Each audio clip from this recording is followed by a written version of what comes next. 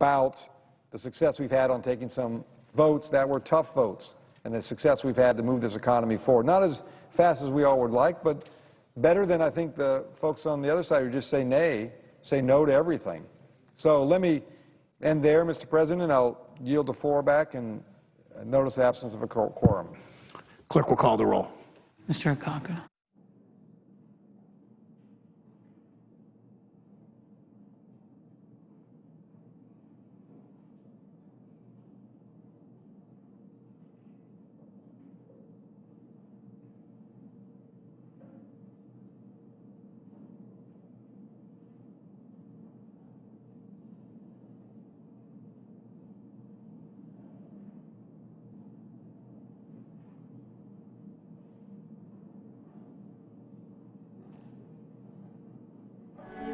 President.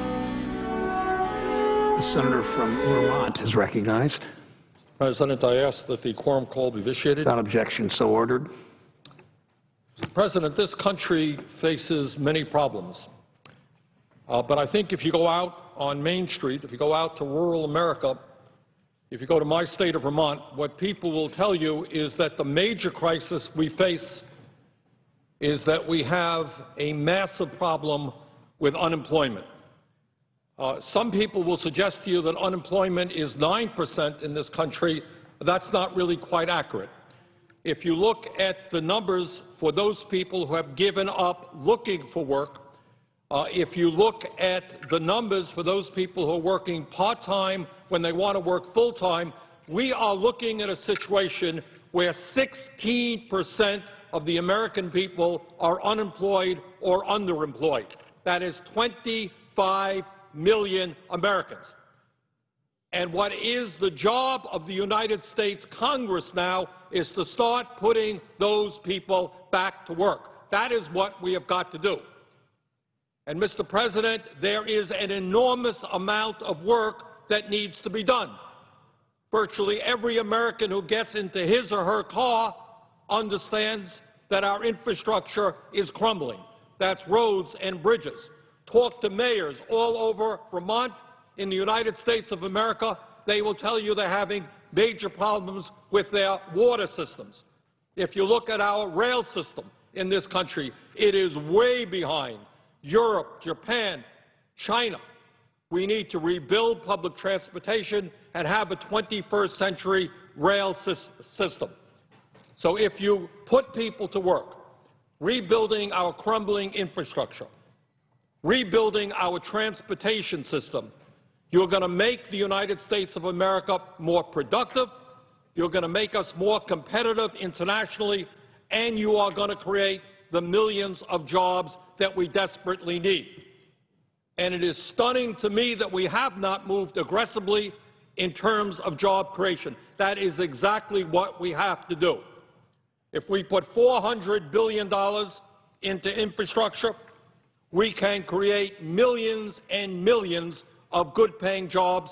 We can make our country more productive and more internationally competitive. Mr. President, every single year we are importing and spending about $350 billion on foreign oil, bringing that oil in from Saudi Arabia and other foreign countries. As we move to energy independence, as we break our dependence on fossil fuels, moving to energy efficiency and sustainable energies like solar, wind, geothermal, biomass, we can create millions more jobs. So, Mr. President, it seems to me that at a time when the middle class is disappearing, at a time when poverty is increasing to a record-breaking level, at a time when people in every section of the country are saying we need to put our people back to work, now is the time to do that. Mr. President, last year I introduced a concept which said, let us have a surtax on millionaires. And the reason I said that is the wealthiest people in this country are becoming wealthier. Their real effective tax rate is the lowest in decades. And I am very pleased to see that the Democratic leadership is moving forward in that direction.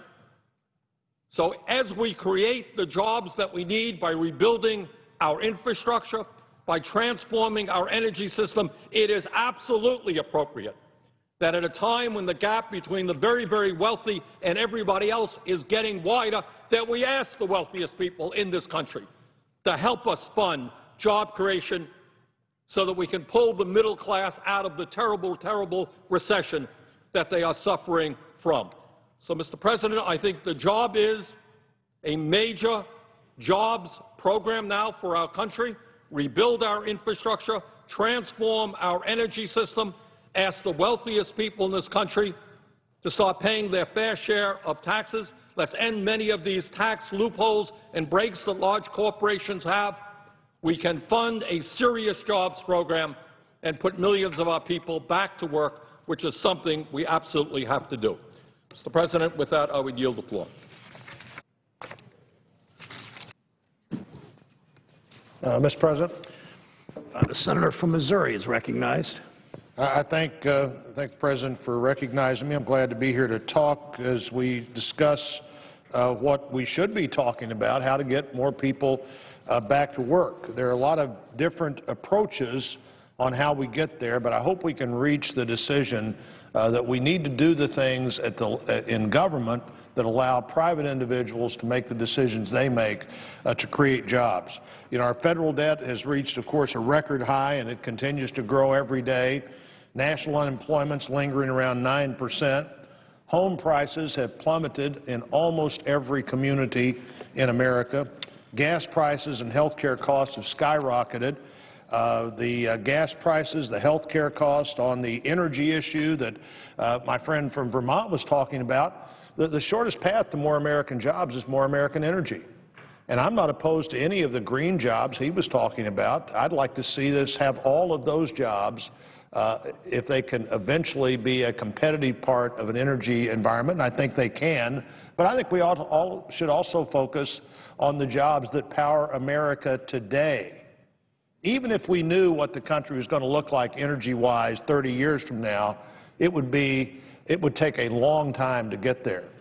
And I'm for more American energy jobs of all kinds. For 50 years, we haven't met the marketplace need with what we could produce. But the marketplace need is always there. It's always there in a bad economy. It's always there in a good economy. Let's meet that need. And certainly that can mean more solar and more wind and more biofuels and more everything else we can think of. But, Mr. President, also needs to mean more shale gas and more shale oil, more using the fossil fuel deposits like coal that we have as we move toward a different energy future, and to do that in a way that allows us to continue to be competitive. You know, if our utility bill doubles in the middle of the country where the President of the Senate today and I are from, we're not as competitive as we are. And I don't think we lose the jobs we lose to Massachusetts or California. I think we lose those jobs to places that care a whole lot less about what comes out of the smokestack than we do. At the same time, jump-starting our economy will require bipartisanship. And if we're going to compete in the global economy and help create economic opportunities, we have to be willing to work together. This week we saw a long-awaited but still a real example of that kind of bipartisanship when President Obama submitted the 3 pending trade agreements. Now, they've been pending for 3 years, and we've lost opportunities in those markets for 3 years. But in fairness to the President, for at least the first 2 of those 3 years, the House of Representatives wouldn't have passed these agreements. But they would pass them now, and they will pass them now, and so will the Senate. I'm hopeful as early as next week, and that creates opportunities in Missouri, where I'm from, and across the country. I've worked closely with our colleagues. Senator Portman and I put a letter together of Republicans who told the White House we're willing to work on the trade adjustment assistance as part of the package if that's what it takes to get these trade agreements sent to the Capitol. And we did, and those trade adjustment agreements have now passed the Senate and are ready to move forward with the trade bills. These free trade agreements would mean an additional $2.5 to $3 billion in agricultural exports every year. Every $1 billion of agricultural exports is an estimated 8,000 new jobs. These are the places where we can get the jobs. trade, travel, tourism, energy. This is not that complicated a formula, but the government can't continue to stand in the way of all those things moving forward. In Missouri, exports accounted for 5.4% of our gross domestic product in 2008. Companies in our state sold products in nearly 200 foreign markets. Since 2002, exports have increased 3 times faster than the rest of our economy, and that's one state in the middle of the country working to be competitive in the world. The passage of these trade agreements will increase trade for soybeans, for beef, for corn, for pork, for dairy products, for processed food, for fish, all of which we produce in our state, plus all kinds of manufactured products that in South Korea, in Colombia, and in Panama, given the choice of 2 products on the shelf, the American product is still a product that consumers in those countries will choose, even with some disadvantage. Imagine what will happen when we eliminate more of that disadvantage. Now, this week, the bill on the floor, I think this bill that concerns me about managing China currency, but only if the President doesn't disagree with what the Congress has passed, has much greater potential to start a trade war than it does to solve any given problem. Now, I'm not here, Mr. President, to defend the Chinese or its leaders or its trade practices. In fact, one of those practices where you make a product in China and there's already a finding that that product is somehow unfairly being imported or exported in the WTO agreements, and so you put another label on it that says it's from somewhere else, sometimes called transshipment. Senator Wyden and I have a bill, the Enforce Act, that would deal with that, and it deals with that specifically, directly, and actually will produce a result, and I look forward to that bill being on the floor. I'm proud to co-sponsor Senator Hatch's alternative to the bill that's on the floor this week, that in fact is multilateral. It involves other countries plus the WTO plus the IMF in a discussion that might actually produce a real result of what the various countries of the world, including China, are doing as they manage their currency in ways that may not be found to be fair in the foreign marketplace. But we need results. We just don't need legislation to talk about for purposes that use up time when we've got so many important things we could be doing. I've co-sponsored the Affordable Footwear Act with Senator Cantwell. That'll ease the tax burden on American consumers who unknowingly pay up to 40% duties on retail costs that cover this import duty or the shoe tax on shoes made outside the United States. All these bills represent ways we can level the playing field for American workers, for American job creators, and spur economic growth right here at home. Another topic that we should be focused on is federal regulation, and regulation that just simply doesn't make sense. I've met lots of job creators in Missouri even this year and certainly in past years, but this year more than any other, they want to talk about the regulators. They want to talk about the air rules, the utility MAC rule, the cross-state air pollution rule that could cause as much as 15% of our coal-producing energy plants to shut down. Now, when they shut down, that means the price goes up. And I know that it's a philosophy of many in the current administration that our problem is that our energy isn't expensive enough. But I don't find any Missouri families that are sitting down at the kitchen table looking at their utility bill and saying the problem here is this bill just isn't high enough. What we really need to do to solve our energy problem is raise this, but nobody is saying that, even though the cap-and-trade legislation that passed the House in 2009 would have doubled the utility bill in Missouri in about 12 years. A lot of things work at today's utility bill that don't work later. Under the new EPA regulations on cross-state air pollution, the Ameren Electric Company announced that they'll be forced to close 2 of their coal-fired plants by the end of this year. Not modify, not redo, just close. The only thing that makes sense is to close those plants, and the people that get the utility bill will know those plants are closed because they are going to be paying a higher price. Electric rates could rise 20% in some areas by just in a very short time. Fugitive dust, there's actually a rule that the EPA is talking about where farmers can't let dust from their farm go to another farm. Well, I was raised on farms and around farms, and you can't farm without dust. You can't harvest a crop without dust. You cannot farm in the mud. You can't contain the dust that is part of farming. And it's the kind of rule that just simply doesn't make sense. There's a rule on boilers that would impact universities and hospitals as well as sawmills and other facilities that generate their energy from industrial boilers. There's a cement regulation. You know, we're not going to have the kind of recovery we want in this country without a recovery in housing. And the House recently passed a bill that would require the administration to evaluate the economic toll of the new EPA rules on cement and other industries. The House also is set to take up a bill that would delay the cement rules for at least 5 years.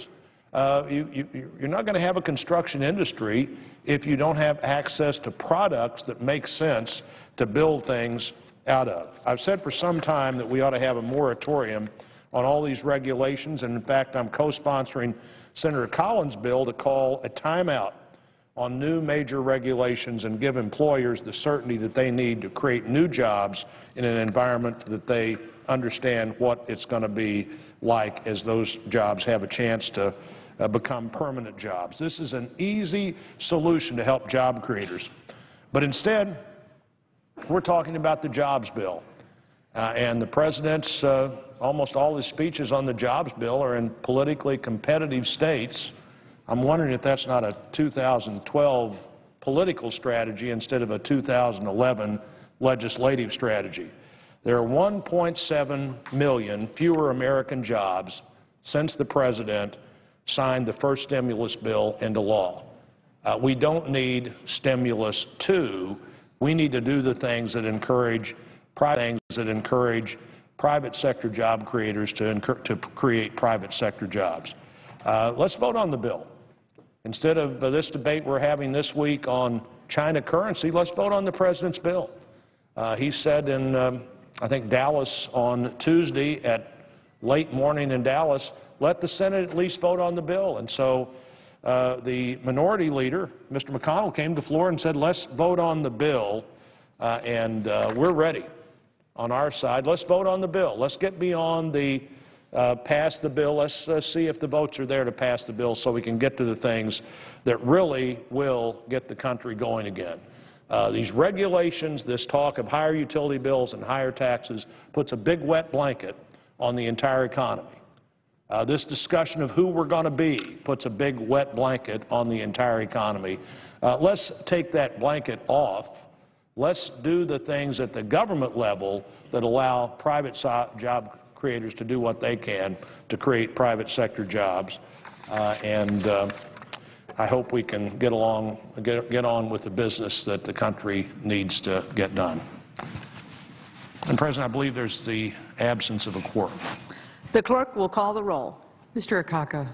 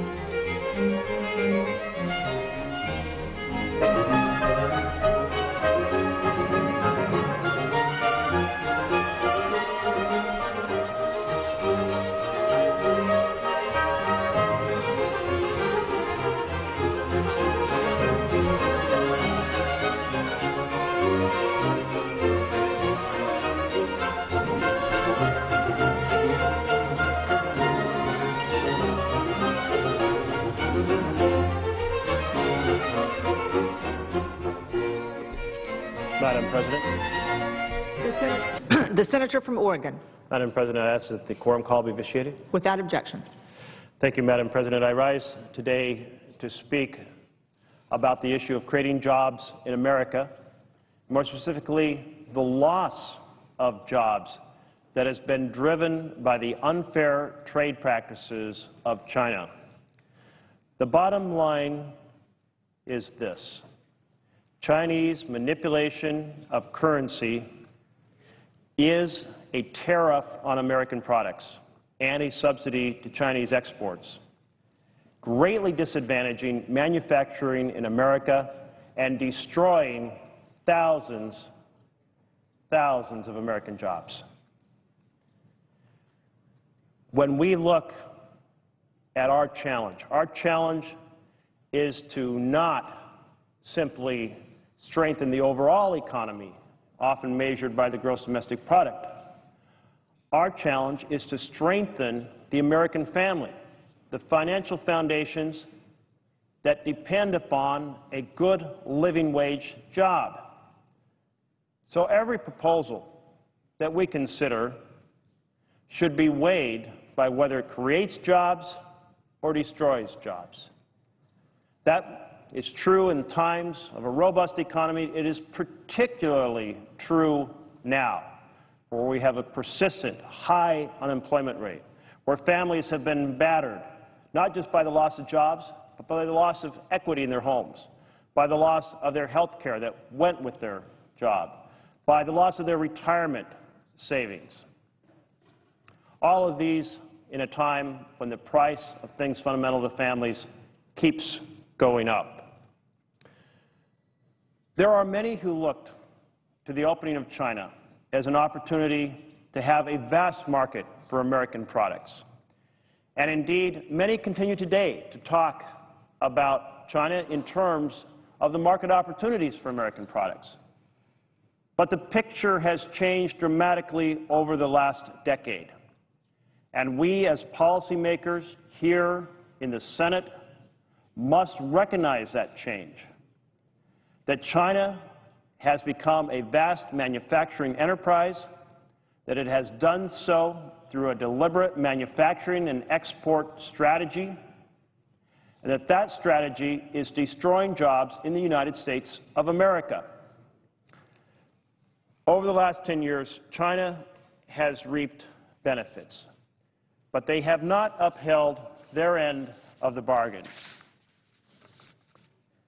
Indeed, one piece of the deal is that they would create a rule of law, that they would enforce restrictions on the theft of intellectual property. But I can tell you that when we took a bipartisan delegation to China earlier this year, led by the majority leader, company after company told us the stories of their products being stolen by Chinese enterprises.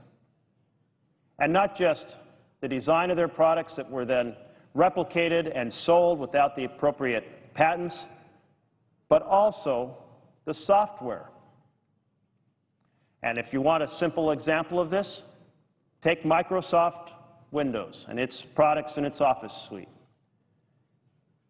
Only about half of the copies used by the official government in China are legal copies. And outside of the government, only a very small fraction of the copies are legal copies.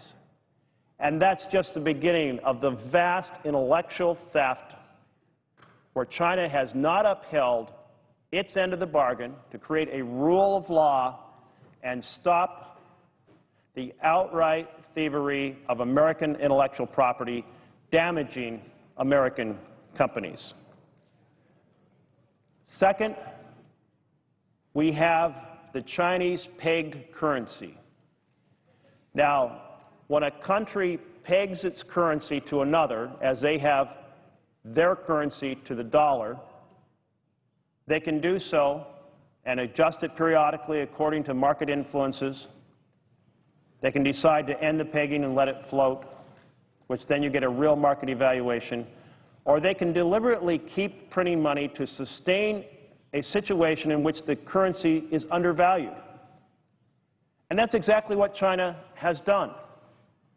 Now, when they make their currency cheap, what they do is make their products much less expensive to other nations.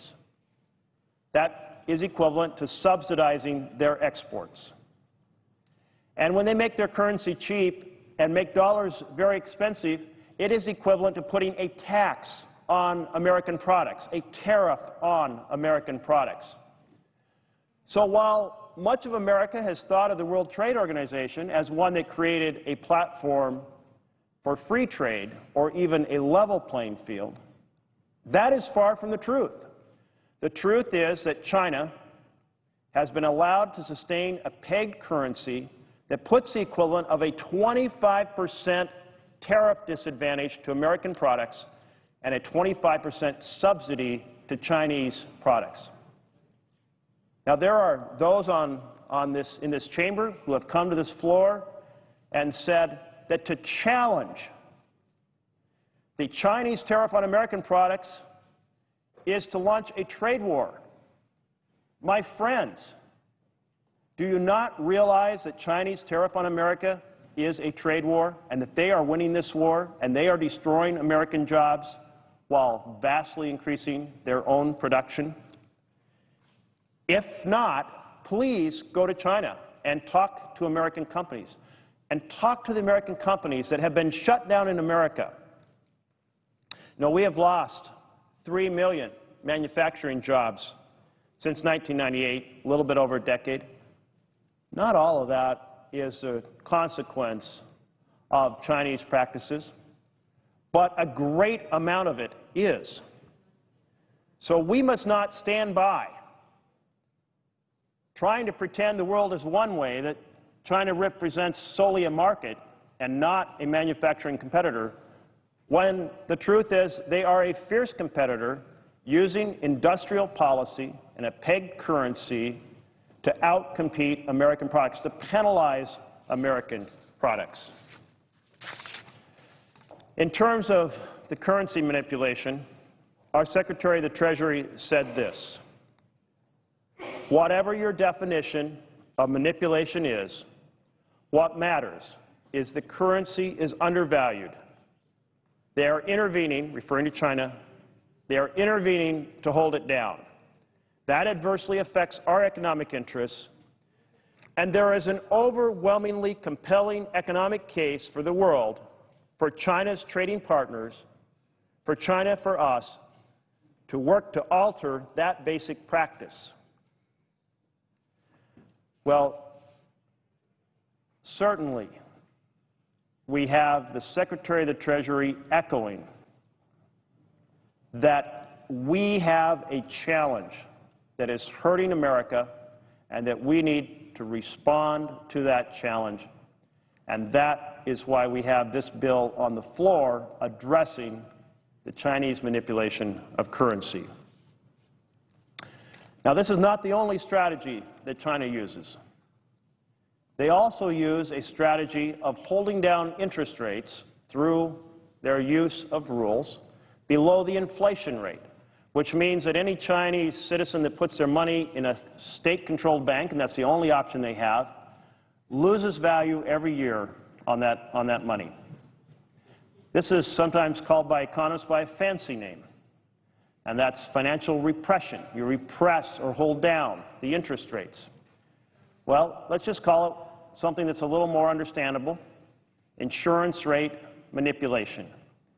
And that it's done in order to allow the central bank, the Chinese banking system, to reap great revenues that they can then take and subsidize domestic manufacturing.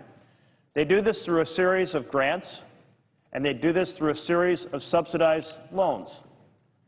An American entrepreneur was in my office the morning before yesterday talking about how an individual that he knows went to China and was negotiating and started out with China offering him a 3% interest rate on money to operate his enterprise and ended up offering a negative 3% interest rate. In other words, they would pay him to take the money in order to bring that manufacturing to China, take it out of the United States, bring it to China. They would pay him to do that. That's a vast subsidy.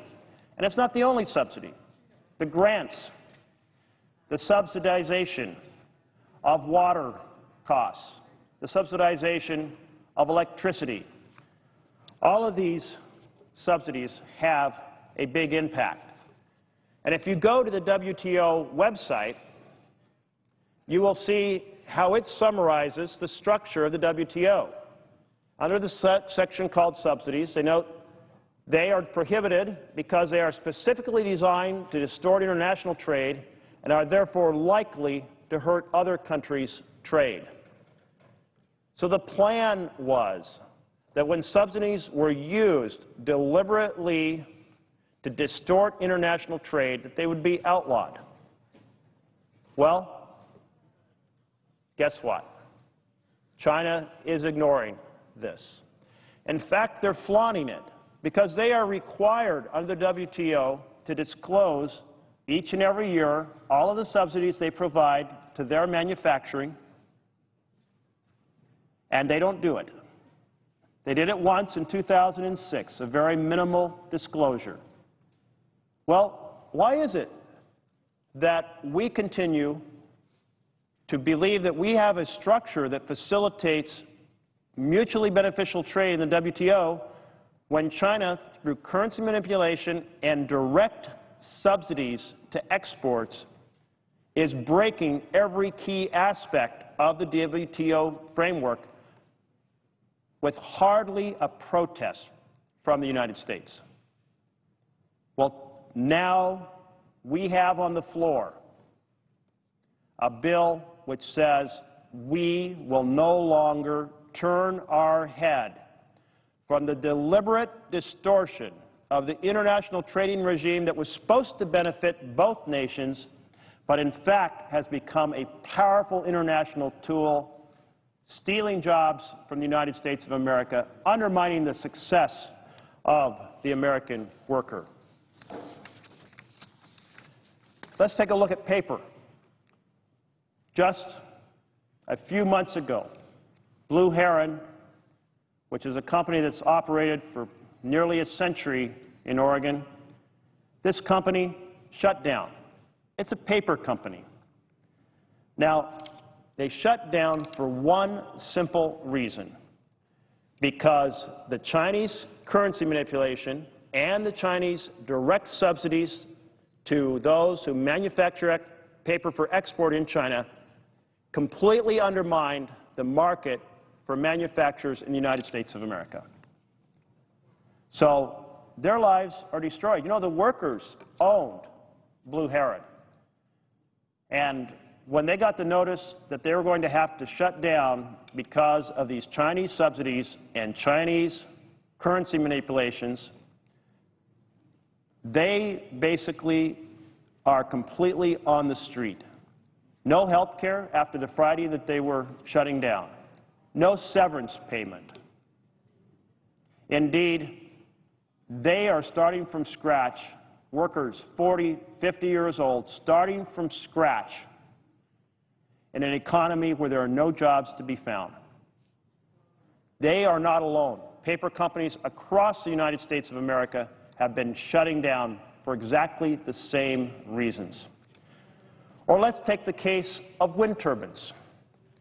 Wind turbines that are imported into China are subject to a 10% tariff, while wind turbines imported into the U.S. are subject to only a 2.5% tariff. Why do we, on top of everything else that I've noted here, add to the injury by putting a low tariff on their imports and they put on ours? Can someone in this chamber explain to me why shutting down manufacturing in the U.S. and opening manufacturing in China by piling on lower tariffs on a country that is already subsidizing its exports, already putting a tariff on ours, makes any sense? I certainly would be very interested in that explanation, and I think the workers in industry that would otherwise be manufacturing these wind turbines here in the United States would be very interested in the explanation. China doesn't give our wind turbines a fair chance to be used in their energy products. In 2009, and I quote, all multinational firms bidding on National Development and Reform Commission projects, those are the Chinese projects, were quickly disqualified on technical grounds within 3 days. In other words, a non-tariff barrier in China was added on top of everything else to make sure that only Chinese manufacturers would have a chance to get the contracts. Let's turn to solar. Solar voltaic panels, the whole technology invented in the United States of America. But you will see now that over the last 3 years, tremendous subsidies to solar in China are destroying the American industry. One of the few remaining manufacturers is SolarWorld. It's located in my state, the state of Oregon. But in a span of less than 10 months, in 2009 and 2010, 3 major manufacturers shut down, destroying hundreds of jobs, jobs that won't be restored. SolarWorld is incredibly efficient. They are working with an American technology. We should be building and selling these solar panels to the world, but we aren't going to be able to do so if China, using their manipulated interest rates to produce funds for grants and subsidized loans, are virtually paying folks to shift their manufacturing into China and discriminating against American products. I want SolarWorld to be there just not next year, but 10 years from now, 20 years from now. And that won't happen if we don't address this massive assault on American manufacturing. Now, because China has failed to disclose its subsidies as required under WTO, I proposed an amendment to the bill, an amendment that will now not be heard because a deal could not be worked out to allow amendments on this bill, and I'm very disappointed in that. This amendment says simply that if China or any other country under WTO fails to do the notification of subsidies required, that our U.S. trade representative will do a counter-notification putting those subsidies on the table. That way we can see exactly what they are, and we can be part of this debate. It's the beginning of holding China accountable for breaking the WTO rules. Now, this is not a Democratic amendment. This is not a Republican amendment. This is an amendment about the future of the middle class in America, the future of the worker in America, I'm pleased to have Senator Enzi as my chief co-sponsor and additional colleagues from across the aisle, Senator Barrasso, Senator Snowe. And I'm pleased on this side of the aisle to have Senator Nelson and Senator Schumer and Senator Levin as co-sponsors. That pretty much spans a spectrum of opinion in this chamber, that everyone can agree that China should be held accountable. And if they are subsidizing their manufacturing, which they are, they have to disclose it, which they aren't, and that we can have a better debate about how to end their rule-breaking under WTO if we have that information. In closing, I just want to note that this debate should have happened a decade ago, should have happened 5 years ago, because over that time span, we've continued to hemorrhage jobs. We've continued to hope that China would apply the rule of law on intellectual property. We've continued to hope that they would end their manipulation of their currency. We've continued to hope that they would end their illegal subsidies undermining American products. Well, those hopes have not been realized. China has not chosen to honor the framework that was established. And while we hope, American workers are losing their jobs. And that's why we have to have this debate on the floor. That's why this bill before us must be passed, to give the President greater leverage and to send a message to China that we are now fully paying attention at a level we should have a decade ago, but that's water under the bridge. We're paying attention now. And if anyone cares about having America with a middle class, with living wages for workers, then I ask you to fully support this bill. The trade war that China has been carrying out, decimating manufacturing in our nation, must not go without full debate and a full response. Thank you, Madam President.